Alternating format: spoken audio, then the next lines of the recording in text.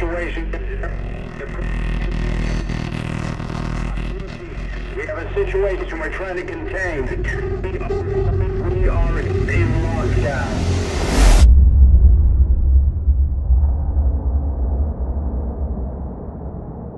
Ridley Scott's original Alien movie presented a really grounded view of the future. This wasn't holograms and touchscreens. It's chunky, analog push-button technology. This is a world of CRT, not LCD. Early in development, our artists studied the work of Ron Cobb, who was one of the original concept artists on the film. And the goal was that if we could understand his process, we would be able to expand on the universe while still remaining faithful to the original source. This lo-fi sci-fi approach doesn't just inform the visuals, it also has a big effect on how we design the gameplay.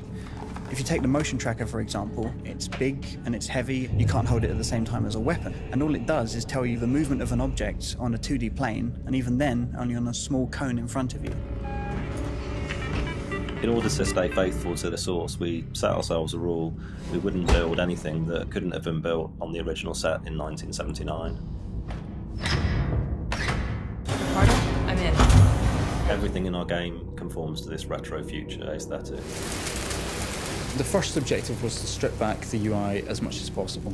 For the on-screen elements that we do have, we had to look at a lot of different options to try and recreate the softness and fuzziness that the technology of the 70s presented.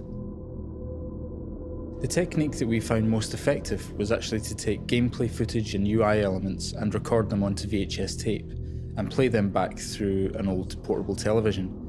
And on its way, we would distort the cables and stamp on the tape and generally destroy equipment in the process. And once we got that back into the game, we found that it didn't just look authentic, it was authentic. This is a game set in the future, but baked in the past. It's a place which we can really relate to. It's also a world in which technology won't save you.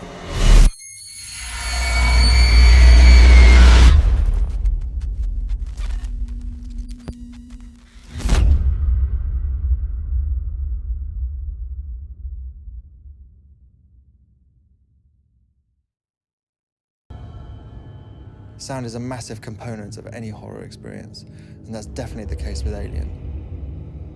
We wanted to be as authentic as possible when it came to recreating the sound of the original music, and so we put together our own orchestra from the best musicians that we knew around London, including some who had actually played on the original recordings with Jerry back in the 1970s.